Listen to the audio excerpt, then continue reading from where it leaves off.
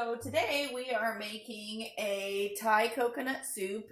I'm sorry, my ring's waiting up. Anyway, we're making a Thai coconut soup in our quick cooker. It has an amazing soup setting, and I have been dying to make this recipe. Okay, so the first thing that we're going to do is I'm going to show you how to wash mushrooms while our cooker is heating up. So just like with the other recipe, we're going to start with the sear, and we're going to go ahead and add time. So we'll just push the time button and we'll add time. That way we don't run out. So, okay. Then we're going to hit start so it can warm up. So I'm going to go ahead and put 2 tablespoons, because we're doubling the recipe, because this, it says it feeds 6 or 5, I can't remember. Either way, my family needs more, so, because we're bigger and I have boys. So we're going to go ahead and let that heat up. I have most of the mushrooms already cut up, so we have our prep work done. But most of you probably don't know how to wash a mushroom. You can't just wash them in a sink like you do lettuce or some berries or bell peppers and whatever, because mushrooms are a sponge. They will soak it up, and we don't want that. So we're using baby Bella mushrooms in our recipe today. So all we're going to do is we're going to gently pop out the stem, put that back in here, and then we have a damp paper towel. You can use a cloth or a paper towel, and all you're going to do is gently rub it all the way around. We're just going to gently rub all the dirt and excess stuff off. Okay, and then don't forget the underside. So, see? So you just wash that off. And then we used our quick slicer to slice up all of our baby Bellas so they're all the same width. So they'll cook the same. So we just used our quick slicer here because it's soft. This might actually even work in the egg one. So you saw how that worked. So it popped up. And so I'm going to hold it together and just toss it over. And we are done with the quick slicer. So that's how the quick slicer works. Okay? And so inside of our pot here, we're going to start with our mushrooms. Let's stick our mushrooms in there. And then we're going to do a teaspoon of salt. The salt is going to help bring out all of its moisture, because even without dunking it in water, mushrooms have a lot of moisture inside them, and we're gonna cook. So we're gonna cook down these mushrooms and pull out that moisture. So we'll give this a quick stir. Doesn't it sound beautiful? So cooking down mushrooms, it's gonna take like 6 to 8 minutes. Okay. So in the meantime, while we wait for them to cook down, because that's going to take a little while, we are going to use our microplaner. So this is Pampered microplaner. I like that it comes with a cover. So I stick it in my knife drawer, which I shouldn't have a knife drawer because stick your hand in there, it's sharp. I need one of those magnetic strips to put on my wall so I can hang my knife. That I'm going to get one day. I probably need like 2 or 3, maybe more of those strips just to hold on my knife. But anyway, so this is actually pretty cool. I like this because it has a handle, and you gotta figure out which side it is. You just push the handle over to the side, and it pops out. You can do it at a 45-degree angle, so you can sit on your board and cut, or if you're just doing it over top, you can have it all the way out, okay? But we are going to put it on a board, so we're going to do the 45 angle, and it just clicks right in there, okay? So then you just slide the cover off and set it to the side. And then it comes with, this is one of part 2 for this. So it comes with this, it cooks right on there, so you can easily move it up and down and not get your fingers caught on here. So we're just gonna stick that on, and the inside to that is this, and it has little pokies to stick your ingredients on. Give this another stir. We don't want to burn our mushrooms. They smell really good. I used to hunt mushrooms in the woods with my dad when I was little. Before I moved to the children's home in Montana. I left home when I was like 11 for the children's home. But when I was little, my dad used to take me out into the woods and we would hunt mushrooms. And so we would get like coral, and my favorite was, the coral. My favorite was the coral mushroom because it looks like a coral reef. And it's really hard to clean because they got a lot of nooks and crannies. But you clean them out really well, and we used to deep fry them, and they were my favorite mushroom. These ones are baby bellas.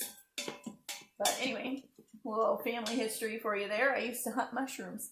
So my dad owns a lot of acreage down in the Lake of the Ozarks. And so I used to mushroom hunt. That was always fun. I love the woods.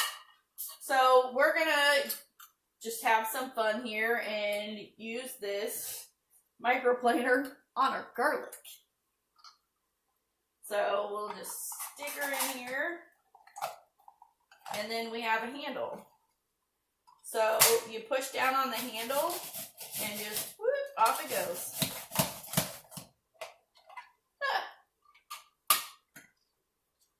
Tiny things. I'm just gonna stick it back in there.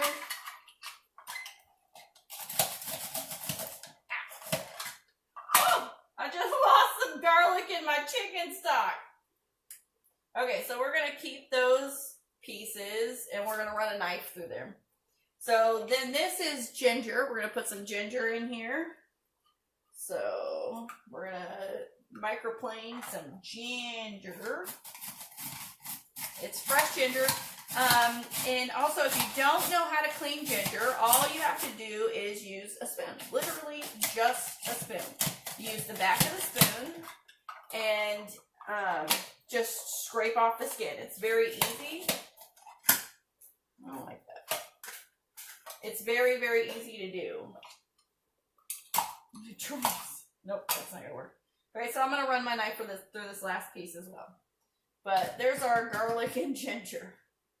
Okay, so while you're away, because we're going to cook this down and get rid of a lot of this moisture. There's a lot of moisture in here.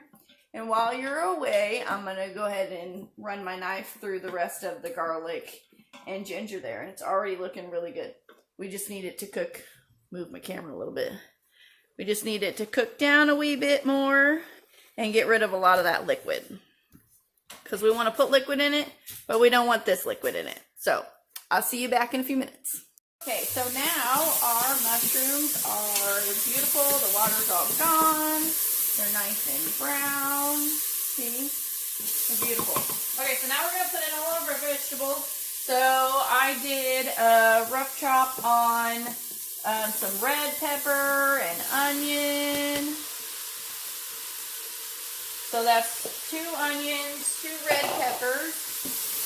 Give this a little stir.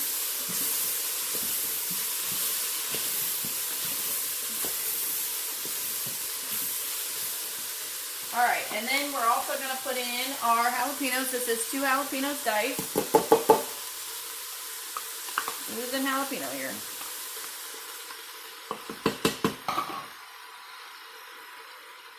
And then we're also going to put in our ginger and garlic that we used on the microplaner, and then ran a knife through the rest of it so we didn't have any waste.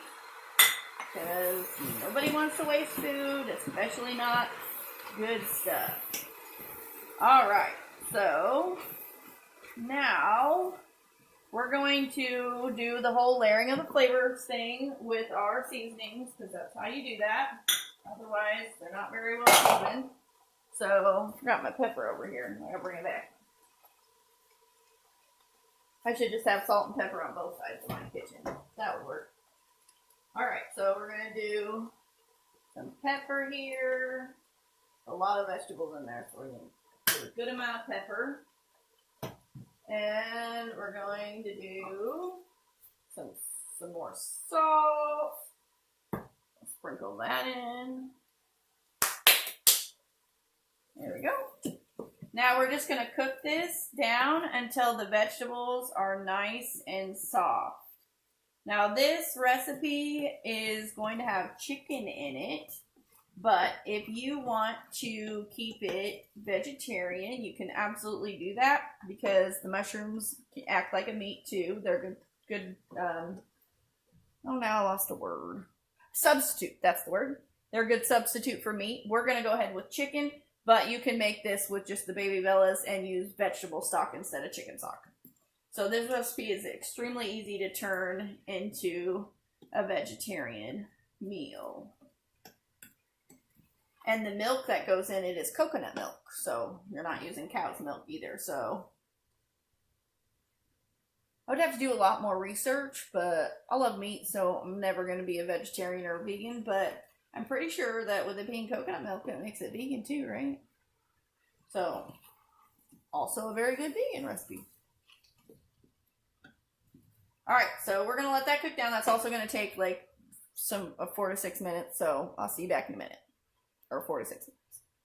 Now our vegetables are nicely cooked down. They take about half of the space they did before, so they're nice and tenderized, but not overly tenderized because we don't want them disintegrating. I actually like a stew. I like a stew way more than I like a soup, but if you don't want it like a stew and you want more of a soup flavor, the difference between a soup and a stew is just a soup doesn't have chunks, for lack of a better term. It doesn't have chunks. It's just nice and smooth, or it has like meat and vegetables, like root vegetables, potatoes, carrots, but the liquid in it is nice and smooth and thin. But if you wanted to do this and make it a soup like that, you can use an immersion blender. I have a hand immersion blender that I love to use, and you could just stick it in there. And so you would cook down your vegetables a lot more, and then you'd stick your immersion blender in there as a soup with the liquid in. You can make it into a soup, but I prefer a stew type of soup opposed to a thin soup. So now that our vegetables and stuff are cooked down, we're going to put our 3 cups of chicken stock in, or you can use vegetable stock. Put that in. This is low sodium vegetable stock because we want to control our own salt. We don't want the salt controlling us. So low sodium soy sauce as well. And we're going to give that a little gentle stir so I don't fling it out of the pot. I have a really bad habit of going fast and start flinging food everywhere all over my kitchen. I actually was making, right after we moved into this house, I was making a salad dressing in a shaker, and I had my hand on the lid. I promise you I did, but the thing still exploded, and I actually have a line all the way up the side. Of course, you can't see it now, it's been painted over, but the ceiling one you can still see. It spread all over my wall and up to the ceiling, and I told my husband we need to put in not just a backsplash, but a ceiling splash. Okay, so we put in our broth, our soy sauce, and now we're going to put in our chicken. So if you wanted it vegetarian, I would recommend just putting in double, even triple the amount of mushrooms if you really, really like mushrooms. I don't know how much meat you would want to put in it. Because I don't really cook like that. But I would say at least double, maybe triple would be a good quantity for making it a vegetarian soup without putting chicken in it. So we're just going to give this a stir. And we did put chicken in there. We'll put raw chicken in there. So that's another layer of seasoning. So every time we layer the seasoning, we're seasoning for the item that we put in. We're not seasoning for the whole thing. So if I were to season for whatever size was in here every time, we would over salt everything. So we're only putting enough seasoning in for each item that we put in. Okay? So we're going to put just a little bit of salt, not too much, because we have the chicken stock and the soy sauce in there. Even though they are low sodium, they still do have some sodium. And we're going to put some more pepper in there. And we're going to give it a little stir.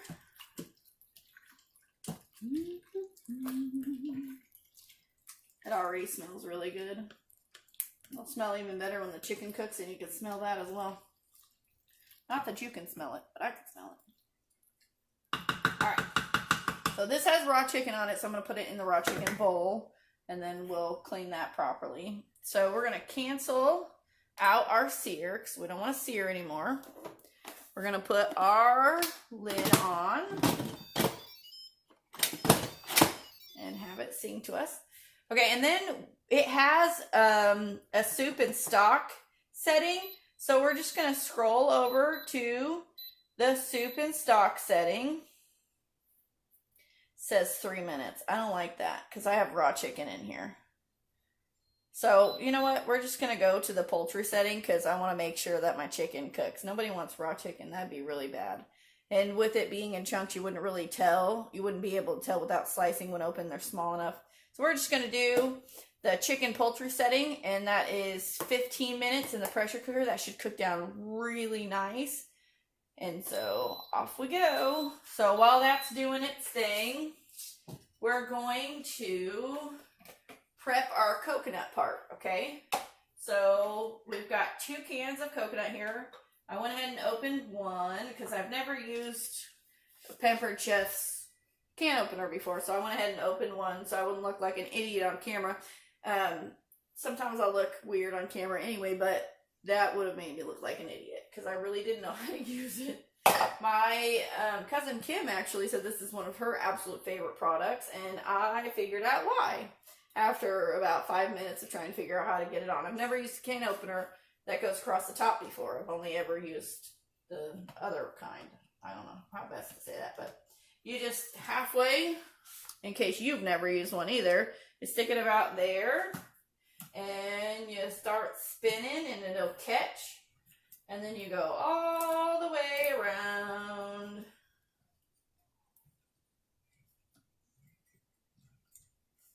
And it'll get really loose. It'll start feeling loose when you get to the end. And then you just, oh, right. That's part of the thing I was figuring out. You go backward and unlock it. Durr. So it's only second time I use it, so I forgot. So you go righty-tighty, lefty-loosey. So you go to the right to undo it, and then you turn it to the left, and it unlocks it and pops it back off. Okay, so what's cool about this is this just turned into a lid. My husband got it off a lot easier than I did. Man. Freaking husband, man. Making it look that easy. But that's why it has this little metal notch. And it grabs the top, and there's a lever up here.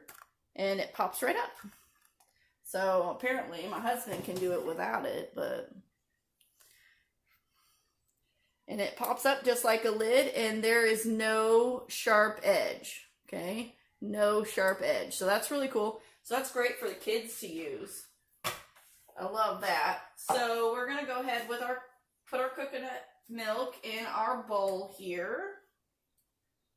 Use a rubber scraper, make sure we get all the goodness. So since we're doubling the recipe, we're going to do 2 cans of coconut. That's something I should probably tell you if you've never opened a can of coconut before. The coconut actually separates and it sits on the top, and as soon as you pop that bubble, the water comes flying out like you just saw. Because now I have a mess. Alright, so we're going to scrape it off the lid. We're going to not make a mess with this one. We're going to go ahead and pop that hole right there. There you go. Get it out without making a mess. That would be nice. Alright, so there is our coconut milk. And so since it's separated, we got to put it back together. So we're just going to use a whisk to do that. We're just gently whisk. I probably should have gotten out that the small batter bowl. Or it's actually not the small one. It's the large batter mixing bowl, the one that I like that has the lid on it. That would have given me more space. They're so tiny. They look so tiny here. I didn't think it would fill that, but that would have been easier to whisk. Alright. I think we got our coconut milk all ready to, well, we already reincorporated. That's what we're doing. We reincorporated all the both parts of the coconut milk there. So our pressure cooker is still heating up. It does this, I know you can't see it, but it does this whirly thing where it goes, maybe if I turn it, you can see it. So it goes around and around in a circle. And when it's done heating up to temperature or the pressure, then that's when it stops doing the whirly and turns to a number and does the countdown. Okay, so we're going to let that go, and then when it beeps, we will be back. All right, so now we are done. We're going to hit cancel, and we're going to release our steam.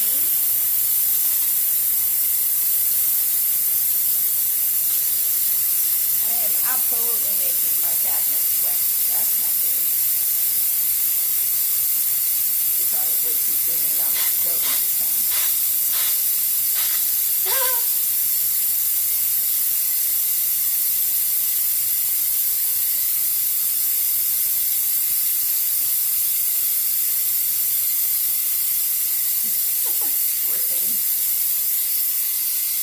I don't want to get too close to it though because it's hot. So we're just going to hold this over here so Steam can hit the towel instead.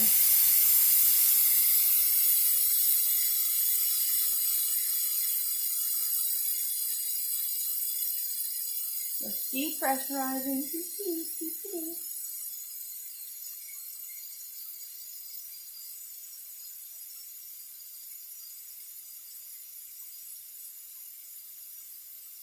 So make sure if you do what I did and accidentally get things wet, don't put your hands directly over it because, you know, it's hot. That's why it's steaming.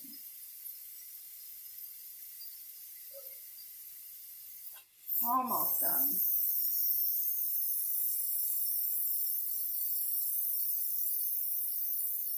I could smell it coming through that hole. It smells really good. I cannot wait to eat this thing. That is really funny.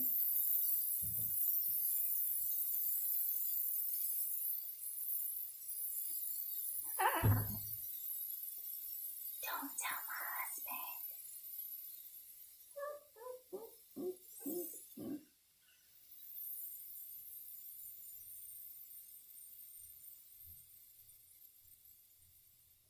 Alright, so it's almost done, so I'm going to set my towel aside that I just soaked. So what we're going to do when this finishes its steaming, which it will do in a minute, we're going to take our coconut milk, and what we're going to do is we're going to temper the coconut milk. And tempering means just to slowly bring it up to temperature with the hot liquid going into the cold or room temperature liquid, because otherwise if you just dumped it in there, it would cook it quick enough that you would end up with chunks of coconut. It's also what you need to do to temper like eggs so you don't end up with scrambled eggs in a custard. So when you're making a custard, you use eggs, but you have to temper it so you don't have scrambled eggs in your custard. Same thing. Okay, so she is done. So we're gonna, nope, I did hit cancel. Alright, so we're gonna open her up now. She is beautiful. So we're going to give her a stir. Looks really good with all those vegetables like that. So how we're going to temper this is we're going to take 1/4 of a cup and we're just going to get some liquid out. And we're at 1/4 of a cup at a time. We're going to pour in here while we quickly whisk, okay? And we're going to keep doing that until our coconut milk is warm. And then we can pour our coconut milk mixture directly into the soup. So just keep the coconut milk moving. I'm going to take a few times.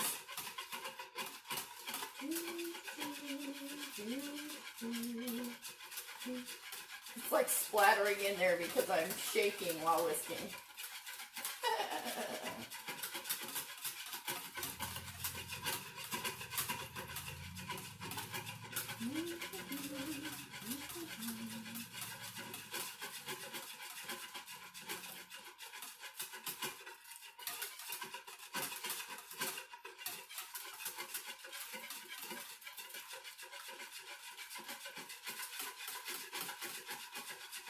Let's feel the bowl. We're feeling a little bit of warmth coming through, so that means we are good. So we're going to set our whisk down, and we're going to stir as we pour this in.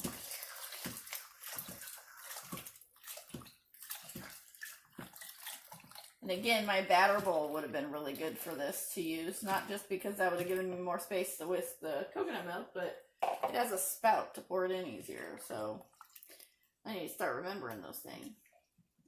Alright, so, I love the smell of coconut.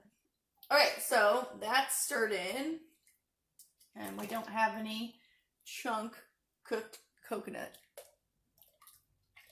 That was a weird way to say that, but you know what I mean. Okay, so now we have 2 limes that we're going to juice in here, because remember it's a double recipe. 1 for 1 and double for 2. So we warm these up, so now we're going to give her a roll to break up those fibers, to get more juice out. We don't want to get any waste here. Roll, roll, roll, roll, roll, roll. And we'll just slice them in half, because the limes are small enough to go in our juicer.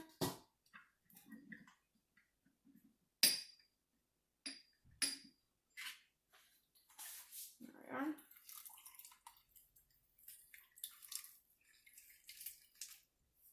And dump to the side, so that way we make sure that we get all of the juice.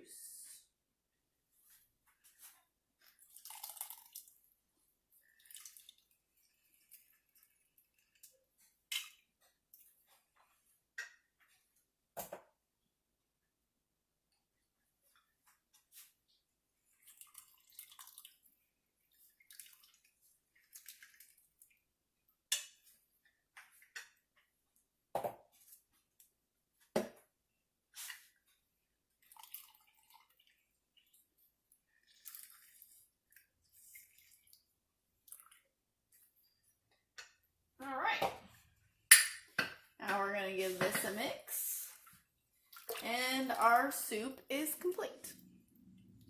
Now we can transfer it to a serving bowl. It's coconut and lime. That smells so good. We'll put the lime in the coconut. Did that with our shrimp, and now we're doing it with our Thai coconut soup. So now we're going to go ahead and put this in our serving bowl. And then when you put it in your bowl to eat, you can garnish it with cilantro and some extra jalapeno if you like heat. Highly recommend the jalapeno. So I have a bunch of cilantro ready to go for the table. So your soup is done. So feel free to make this too. Yum, yum. See you next time.